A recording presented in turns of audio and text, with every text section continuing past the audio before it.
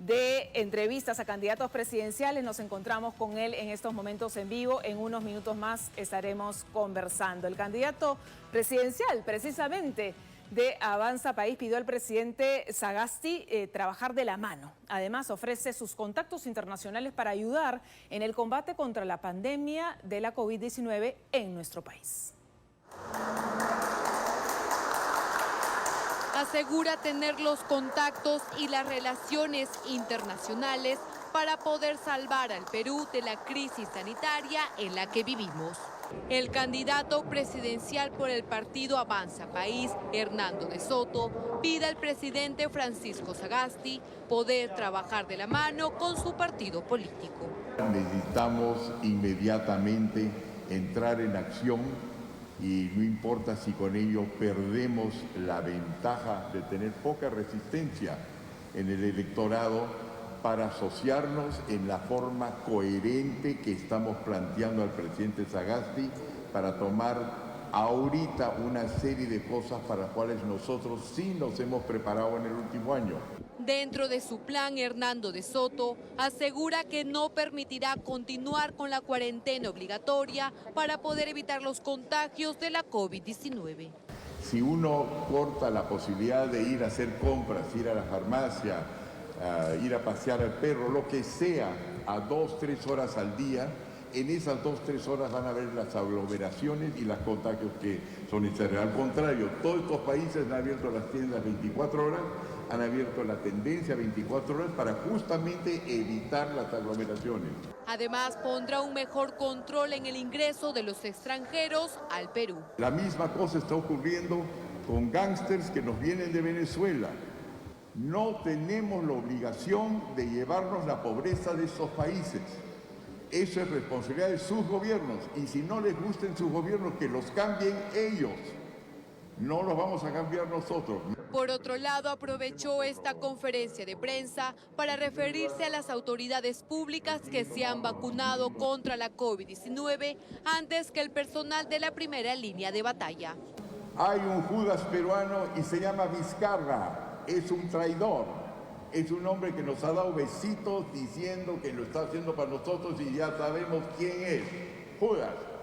El candidato presidencial asegura que tanto el gobierno de Martín Vizcarra como el de Francisco Sagasti no han tenido ni tienen la visibilidad necesaria comparada con la que él supuestamente sí cuenta. Si usted quiere que lo ayude con mis contactos afuera y con toda modestia, tengo una cierta visibilidad que usted no tiene. Si usted va y lo persigue y lo pone a justicia a Vizcarra, va a hacerle un gran servicio de valor moral al país. Además, afirmó que Avanza País no permitirá por ninguna circunstancia algún tipo de corrupción. Y precisamente lo anunciado, tenemos como invitado esta noche aquí en nuestro bloque electoral Voto Responsable el candidato por Avanza País, el señor Hernando de Soto. Gracias por aceptar nuestra invitación el día de hoy.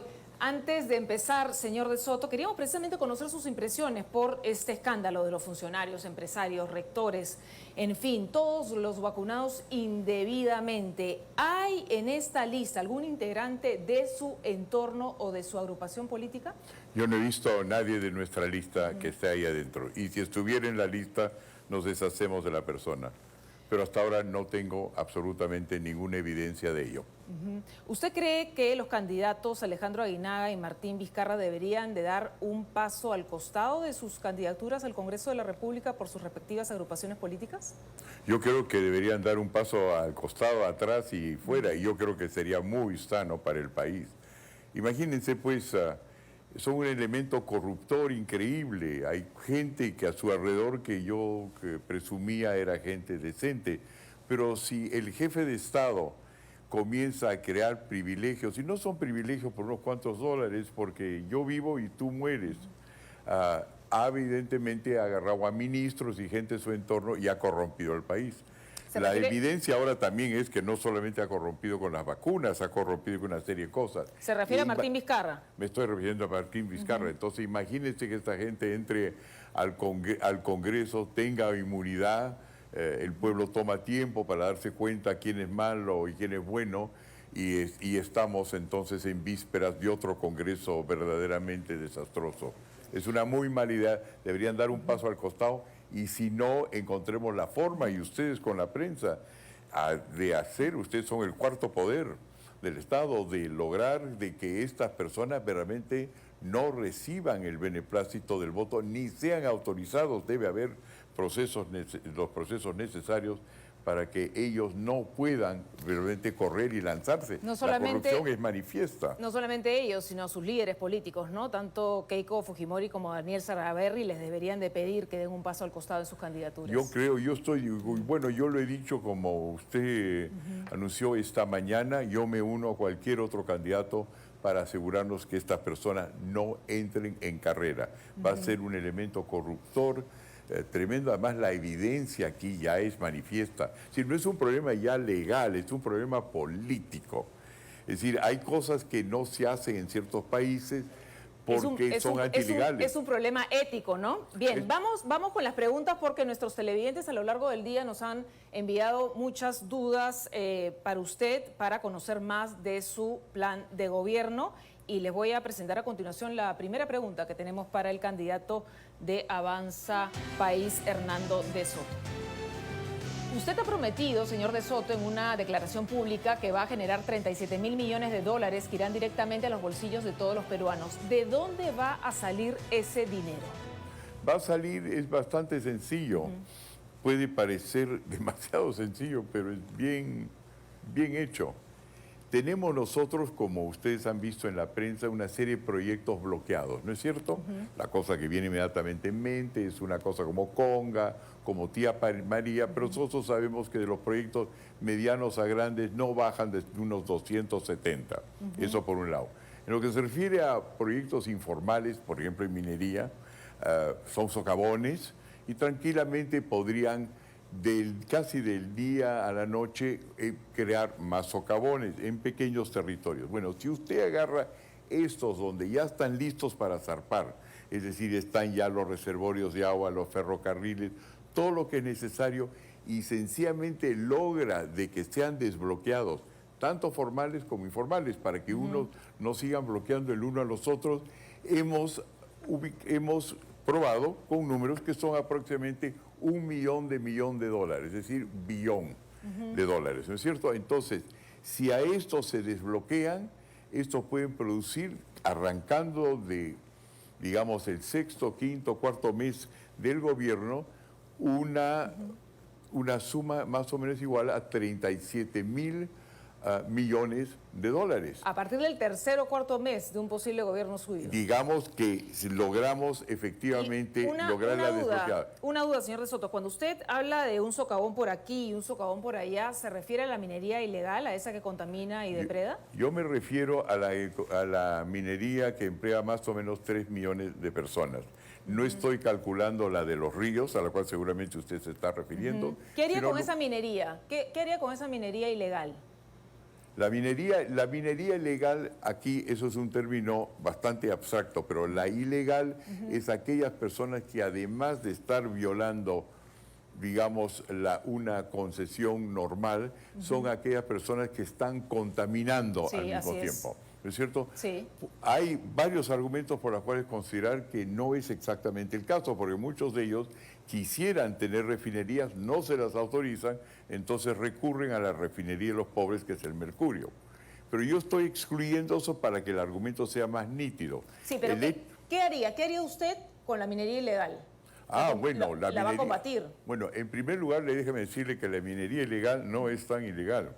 Una buena parte de esa minería, la razón por la cual no logran las autoridades exterminarla, es porque son el resultado de concesiones recibidas en Lima y que luego se subcontratan a gente pobre. Entonces consiste, cuando se va el Estado entre a barrerlos, en el fondo está barriendo territorios legales. En muchos otros casos, no se olvide, la llamada minería informal será informal porque no la autorizó Lima, pero la ley autoriza a la comunidad agraria a dar esas concesiones y las dan. En otras palabras, esa palabra de informalidad y legalidad básicamente se refiere al sector que es de pequeña y mediana minería. Bien. o microminería. Vamos a otro tema porque le comento que son varias las preguntas que tenemos de los televidentes y no le hice recordar, pero tenemos un minuto para responder cada pregunta en este segmento porque es un segmento corto. Uno de sus ejes del plan de gobierno es liberar a las grandes empresas que hoy están maniatadas por trámites y por normas, además de empoderar a las pequeñas empresas. ¿A qué normas se refiere y cómo ayudará a las microempresas? Bueno, la primera cosa que hay que darse cuenta es la cosa siguiente. El sector formal, llamado el sector privado pujante, solamente emplea al 20-25% de los peruanos. En cualquier país donde la economía funciona normalmente estaría empleando al 80% de la población. Cosa que pedirle a los pobres que se pasen del sector informal a una formalidad que los mismos ricos los tienen maniatados es pedirle lo que no funciona. ¿Dónde están los obstáculos? Están en varios sitios, los tenemos ubicados y consisten en compras del Estado que toman demasiado tiempo, consiste en el hecho que tenemos 73.000 millones de dólares de mototaxis, taxis, etcétera, que podrían servir de garantía para generar el crédito. Si lo sumamos a las viviendas que están legalizadas, más no pueden conseguir crédito, ahí viene el otro 25% del crecimiento de la economía del cual estoy hablando. En otras palabras, lo que vamos a hacer es poner en valor lo que ya existe y sencillamente está impedido, y toda nuestra información viene de los 500 grupos informales que forman parte de nuestro llamado pacto social. Es información real, contabilizada, y es la que hemos publicado en nuestro plan de gobierno. Vamos con otros temas para el candidato presidencial de Avanza País, el señor Hernando de Soto. Hoy ha puesto a disposición, lo veíamos en la nota ya, ¿no?, del gobierno de transición, un plan de ayuda internacional y sus contactos para combatir la pandemia. ¿Nos puede resumir ese plan? ¿En qué consiste brevemente? Claro, por supuesto. Lo que nosotros hemos ofrecido al presidente Sagasti es comenzar a implementar ahora, en la medida de lo posible, si acepta la coherencia, a adelantar el plan de gobierno que nosotros comenzaríamos a ejecutar en el 28 de julio de este año. ¿En qué consiste en primer lugar? En primer lugar, saber que hay países que han sabido, sin incrementar sus presupuestos enormemente, como por ejemplo Israel, con cuyo ministro de Salud de Estado en contacto, porque vamos directamente a la fuente, sin hablar de los otros 5 países, donde solamente el 1% de la gente afectada va al hospital. ¿Cómo es eso? Es que uno tiene la información del pueblo de dónde están la gente en la casa y su estado de enfermedad. Para eso usted que necesita saber dónde están los títulos informales para poder informarse. En el momento que uno sabe eso, el 99% de la gente que está curada se puede curar en casa. Lo que es necesario es implementar un sistema mediante los cuales los reenganchados y los licenciados de las Fuerzas Armadas pueden ir a las casas. De esa manera, si a tiempo uno evita el contagio, solamente terminarán de los afectados el 1% del hospital, y eso es perfectamente manejable en el Perú. Todos estos contactos y todo este trabajo no lo ha hecho el Estado, pero lo hemos hecho nosotros, lo ponemos a disposición del gobierno, así como las fuentes financieras que son necesarias para atraer la atención de tantos países al Perú, que hoy día está bastante subvalorado en el mercado internacional. Pero ¿qué hacemos con todas las carencias, ¿no?, que tenemos en estos momentos? Falta de oxígeno, las pruebas moleculares que no llegaron a tiempo, que no son masivas, el poco rastreo. ¿Qué hacemos con todos los problemas que tenemos ahora? Lo que yo le estoy diciendo es la cosa siguiente. Nosotros podemos obtener toda la información de aquellos que han tenido éxito. Yo no estoy pretendiendo que nosotros tenemos todos los resultados. Es igual con las vacunas, no las producimos nosotros, pero podemos importar lo que no tenemos. Este saco tampoco se produce en el Perú, pero lo puedo importar. Sé de dónde podemos en emergencia traerlo de afuera al Perú, y las soluciones, porque están en 200 países distintos que nosotros estamos siguiendo. En otras palabras, lo que ofrecemos es conocimiento, contactos, fuentes de financiación, y es básico de que si nos piden vamos a poder dar y vamos a mejorar la situación. No quiere decir que conocemos, ningún partido político sabe dónde está todo. Lo que nosotros sabemos es como lo hicimos en 1990 cuando se trataba el shock económico y acabar con 7.000% de inflación. Lo que nosotros hicimos es importar 5 personas del Fondo Monetario Internacional, 5 peruanos, y con 10 personas se hizo el shock. No se necesita mucha gente, se necesita conocimiento. Vamos con una pregunta más. Vamos con una pregunta más de nuestros televidentes para usted. Una de las grandes brechas, señor de Soto, de nuestro país es sin duda la educación. Precisamente se ha hecho notoria durante esta pandemia con las grandes diferencias de acceso a una educación de calidad y a distancia. ¿Cuál es su propuesta concreta para empezar a cerrar esa brecha? Bueno, en primer lugar, darse cuenta que la pandemia probablemente va a estar con nosotros mucho tiempo. Que antes que podamos vencer el problema de que no todo el mundo tiene computadoras para poder aprender con telecomunicación, entonces para esas personas comenzar a darle la vuelta al sistema de estudios. Cuando yo estudié en Europa, uno no pasaba del colegio directamente a la universidad, sino primero tenía trabajo preprofesional y se encontraba que si bien uno entraba a la universidad un poquito más tarde, entraba con conocimiento de los problemas en la rama que uno quería estudiar. Eso permite entonces generar trabajo.